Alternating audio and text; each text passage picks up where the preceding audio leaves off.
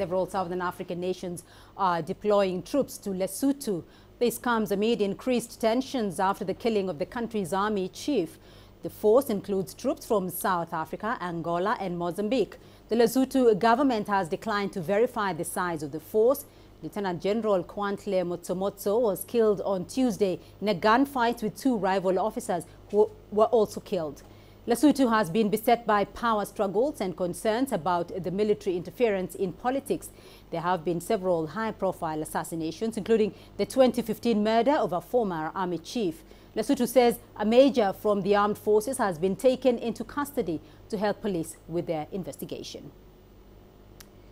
Well, CGTN's Angelo Coppola is keeping tabs on that situation in Lesotho. He's joining me live from Johannesburg.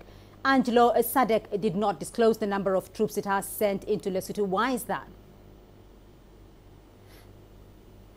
Well, Beatrice, the bottom line is SADC isn't confirming anything at the moment, other than the fact that there's a ministerial delegation in country, including the executive secretary. Initial reports suggested that troops would be deployed from Angola, Mozambique and South Africa, as you've said. But we do know that Angola has its hands full at the moment after that country's electoral commission declared the MPLA winners in that election that they've had.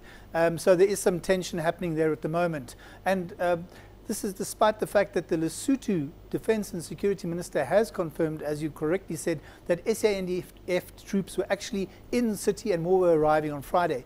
Our sources in Maseru are telling us that they haven't seen any foreign troops yet. So it's unclear whether those troops have actually been deployed or not. Beatrice? Angelo, if those troops have actually been deployed and when we do have a clearer indication as to what exactly is going on, do we know what the mandate of the troops will likely be? Well, we don't know what that mandate is because the SA or SADC hasn't released any official statement yet. There was a media briefing less than 45 minutes ago in the capital, but not much was said, and the ministers went straight back into a closed session after they talked to the journalists that were present. I was also in contact with the SADC executive secretary, and she told me that no decision had yet been taken on troop deployment. That's likely to be decided tonight or tomorrow between the SADC mission and the Prime Minister Tabane and his cabinet.